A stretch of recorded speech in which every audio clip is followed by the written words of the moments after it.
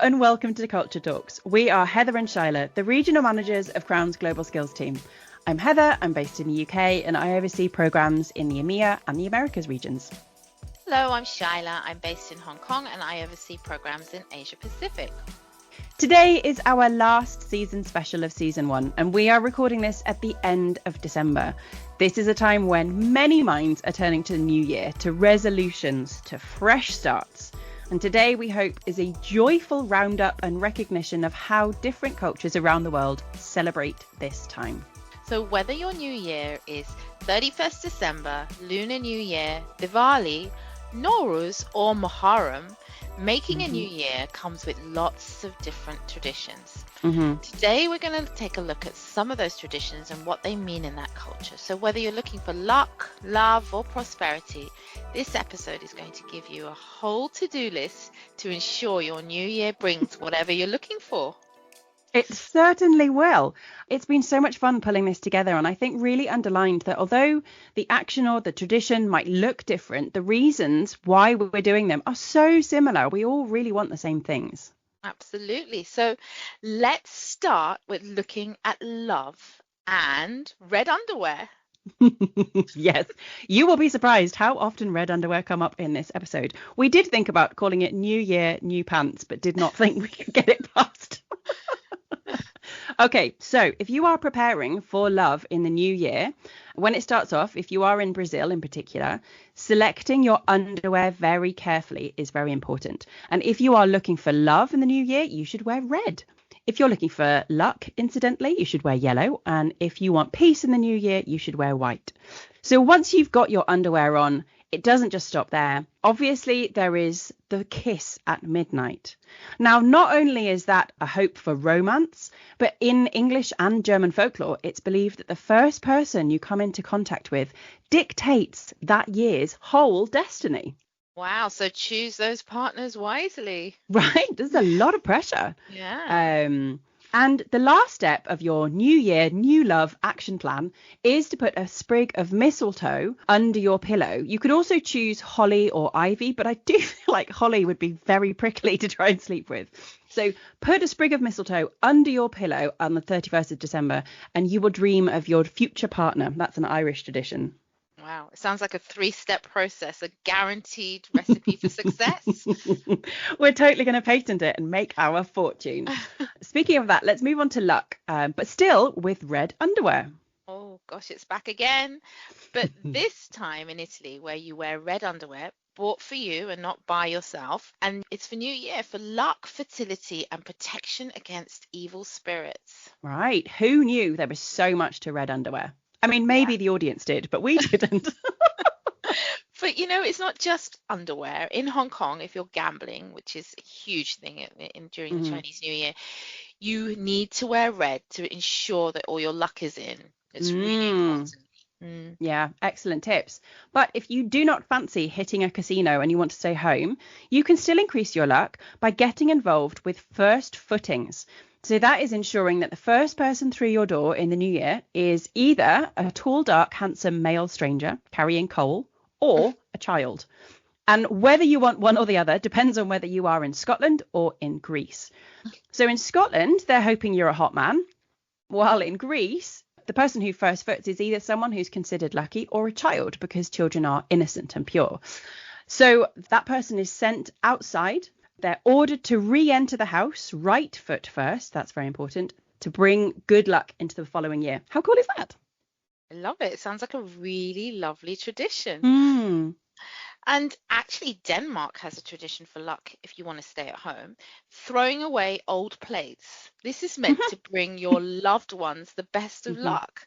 Tradition has it that the more broken kitchenware you accumulate on your doorstep, the better off you'll be. How good is that? So New Year, basically, we're looking for hot men or kids running around smashing plates and then trying to get in your house. I don't know. There's never been a traditional recipe for success. Well, Heather, we have not mentioned, food at this stage. That's true. How could we have come this far into this episode and not talked about food? Always a lot of traditional food at this time of the year. In Yeah. fact, in Japan at New Year's, you eat toshikoshi soba noodles for luck, and the Hmm. noodles represent a bridge between the 2 years. Yeah, it's so lovely, isn't it? What a lovely image. Over in the Czech Republic, you need to be eating carp, and in Italy, you need to be eating lentils. These are the must-have treats on the New Year's table because they symbolize abundance and luck. Oh, yes, I know. Fish is eaten a lot during the Lunar New Year. Yeah. And lastly, if you're feeling energetic, needing to burn off all this food, and if you're near a beach in Brazil, go and Hmm. jump the first 7 waves and make a wish. Or if you want something a bit more relaxing, eat 7 grapes and make a wish. Beach in Brazil sounds quite nice. And actually, do you know what? Numbers are a really, really big thing, aren't they? They come up and some of them come up again and again. 7, as you just said there, 7 waves, 7 grapes in Brazil. And also 12 are really represented in a few cultures. For Nowruz, the main table decoration at New Year involves placing 7 symbolic foods and spices that begin with S. And in Spain, it's 12 grapes that you eat at midnight to boost your chance of a prosperous and lucky new year. But only if you manage to eat all 12 grapes in a matter of seconds because they need to be gone by the time the clock finishes striking midnight.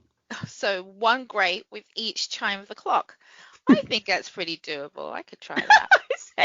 Give it a go. Let me know. So let's have a look at prosperity, wealth, and good fortune because numbers also come up there too. In the Philippines, again 12. For them, it's 12 round fruits on the table because that round shape mirrors coins, and so that's what's going to bring prosperity and money. And again, staying with that theme of food, there's a lot of prosperity and wealth connected with food in Czech Republic. You Hmm. eat lentils, pork knuckles, pickles to bring wealth and happiness. And Hmm. in the US, you'd eat hopping john, which is a black-eyed peas, pork and rice dish. And Hmm. again, here it is, the shape of the food, the different types of food. In this dish, part of it represents either paper money or coins. So, Yeah. and you can even boost that, with adding a coin under your plate. Yeah. It's so interesting, this idea of using food as symbolisms, isn't it? Because actually, the cultures we've just been talking about Mm. really focus on using food to boost your future good fortune. Whereas in Islamic New Year, the tradition is to fast, so to abstain from food for a certain period of time. And one of the many reasons that people do this is to recognize the good fortune that you already have. So, yeah, gratitude for the now, I guess. Mm. And I think symbolism of using food is even seen in India during the New Hmm. Year. If tradition is to make something sweet, Mm, something sweet, but you don't eat it at first. First, you offer it to the gods as part of, bringing you prosperity and wealth. yeah. And actually, this idea of offerings is also important in China to bring wealth. Red envelopes with money inside are given out. Grown-ups give them to Hmm. children. And they're also given in the workplace as well, the red envelopes. And it's all to do with hierarchy. Your boss gives you the red envelope with money in it. Yeah, I actually remember loving getting those red envelopes as a Hmm. child in Hong Kong. But there again is the color red. Red Hmm. signifies prosperity and good luck. Yeah, it's interesting. Now, lastly, in Colombia, if wealth and good fortune to you, like me, equates being able to travel a lot, people take an empty suitcase. I don't know whether it needs to be red, and they run around the block as fast as they can. And that's supposed to guarantee a year filled with travel. And I don't know about you, Shaila, but I might pop up into the roof and get my travel bags down, give that one a little go. I think so, me too, as well. So, while there's a lot of looking forward in the new year, there's also a desire to ward off the bad and out with the old and in with the new mentality, right? Yeah, definitely. And so here's where most people, especially in Western cultures at the calendar New Year, that's where we focus, right? Because Christmas is all about luxury and self-indulgence and excess. The New Year is when we look to make a clean start. Hmm. And some of us want a financial cleanse, so we make Hmm. resolutions to be more sensible with the money. Hmm. Others of us focus on inner cleanse, weight loss, going to the gym, or even giving up smoking. Yeah, definitely. I mean, and sticking with the idea of using your body to cleanse, in the UK, a big thing is cold dips, like a New Year cold dip, and not, as Shyla initially thought, the cold dips which are like hummus, tzatziki, salsa. Okay, okay. I understood it when you explained it to me. I've got it clear now. I understand what you meant. She thought she was learning a new British tradition that she does not know existed. But what I was really meaning was that in the UK, often people on New Year's Day go for a swim in the sea to wash off the old. So that kind of old dip. Either that or washing your front door, maybe once you've swept all of those lucky smashed plates off the step. Right. Yeah. Cleansing is actually really definitely a big thing around the whole world, actually. Yeah. So Lunar New Year starts with the whole new set of buying, cleaning utensils. You clean the house, get rid of all the dust and dirt from previous years. Yeah. Whereas in Ireland, traditionally, you bang Christmas bread on the walls of your home. It's supposed to chase any bad spirits out of the house. And, when you start off the new year with a clean slate. Yeah. Yeah. I mean, I guess then you'd need to use your new cleaning utensils to clean up the crumbs. And another take on the idea of a clear out is in Naples, where they quite literally throw old furniture out of a house. Can you imagine just seeing a table flying out the window? But that's meant to banish bad memories and welcome a new start. Although I do think now that they only throw out soft items, so maybe just the sofa. Yeah. So interesting, right? How different cultures protect and ward off the bad through different means. Yeah. I think symbolism, fire is used in so many cultures at this time of the year. Like candles for Diwali, torchlight processions for Hogmanay, or jumping bonfires in Nor'oz. And this is why fireworks also have become so popular for a New Year celebration. Yeah, of course. They're so huge. Yeah, and I think fireworks just first started to be used because they were thought to ward off evil spirits and misfortune. But it's the noise and the smoke and the firepower, all that. Yeah, absolutely. There's actually a whole town in Taiwan that every year has a firework festival where rockets and firecrackers are aimed deliberately into a very willing crowd. The tradition was started to ward off the plague, which had decimated the town hundreds of years ago. So yeah, fireworks used there.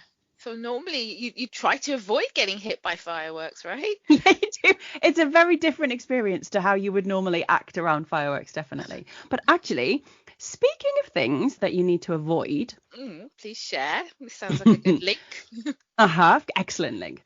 So on New Year's, you need to make sure that you are avoiding doing your laundry, eating chicken or turkey, or even cutting or washing your hair. Those are considered bad luck in the Czech Republic, the US, and in China, respectively. Wow, that's a lot to consider, right? There's a lot. Yeah. And I think if you've got to the end of this podcast and think, I think I'll just make my normal New Year's resolution, never fear, you're also sticking with an age-old tradition. Resolutions at the end of the calendar year date back to the Babylonians over 4,000 years ago. Yeah, how cool is that? And I mean, I know you normally say it, Shaila, but do we sound so clever? Of course we do. So today we've looked at how culture talks when starting the new year. We've given you, we hope, some great to-dos if you're looking for love or luck or money, or just to shake off the old from the year before. And as ever, we want to leave you with a question. Is the question, who are you buying red underwear for? I couldn't possibly speak for anybody else. Or maybe the question could be, what are you hoping for from your new year or new beginning? What cultural traditions might you be employing to ensure you get it? So as ever, thank you for listening. Shaila, it is always a joy. This is our last episode of the season of Culture Talks.